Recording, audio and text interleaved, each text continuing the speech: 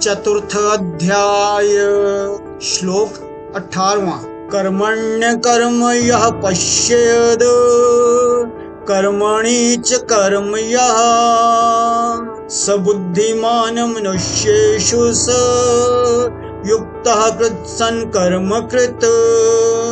जो मनुष्य कर्म में अकर्म देखता है और जो अकर्म में कर्म देखता है वह मनुष्यों में बुद्धिमान है, योगी है और संपूर्ण कर्मों को करने वाला है। ओम। 17वां श्लोक। कर्म और अकर्म ये एक महत्वपूर्ण विषय है। एक प्रकार का अकर्म वह है जिसमें व्यक्ति अपने सामाजिक कर्तव्यों को बोझ समझते हुए एक आलसी की भांति उनका त्याग कर देता है। ऐसे लोग शारीरिक रूप से तो कर्म का त्याग करते हैं किंतु उनका मन निरंतर इंद्रियों के विषयों का चिंतन करता रहता है।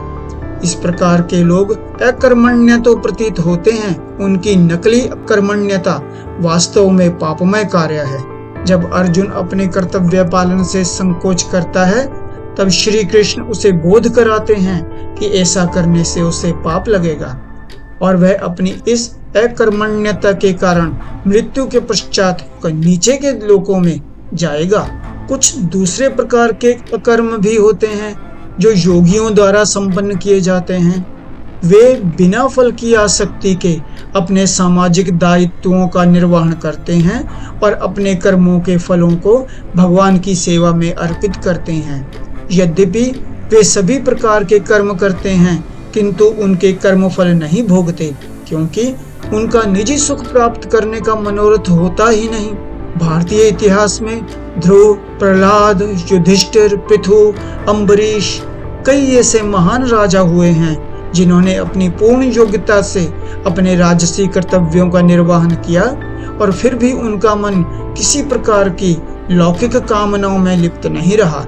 इसलिए उनके कार्यों को अकर्म कहा गया। अकर्म का एक अन्य नाम कर्मयोग भी तो है।